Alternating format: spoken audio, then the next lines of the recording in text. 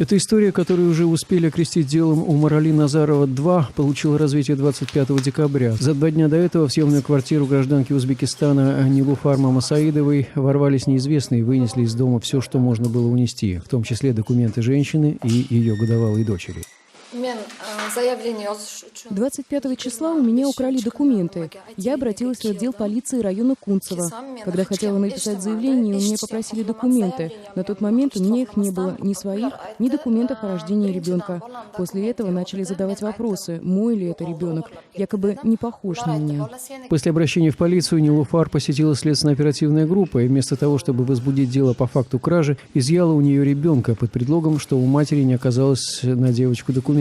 Уже в полицейском отделении района Кунцево на помощь правоохранителям пришли врачи скорой помощи, которые обнаружили у девочки высокую температуру, хотя, как утверждает мать, ребенок был абсолютно здоров.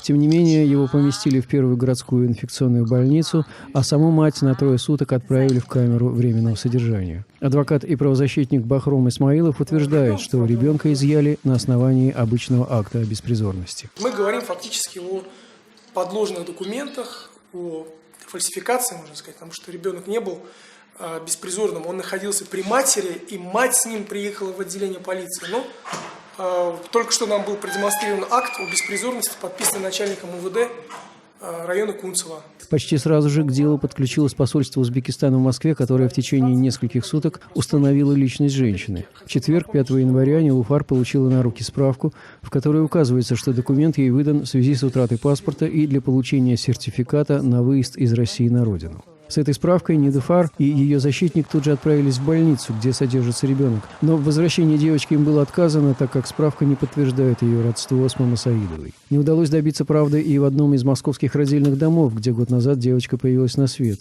Там заявили, что архивные документы выдаются только по распоряжению главного врача, но тот в настоящее время находится на новогодних каникулах. В полицейском участке Кунцево отказались отвечать на вопросы журналистов, заявив лишь, что дело Мамасаидовой теперь находится вне компетенции правоохранительных органов. Для восстановления справедливости матери следует обращаться к врачам. Но, как выяснилось, справедливости не удается добиться и у врачей.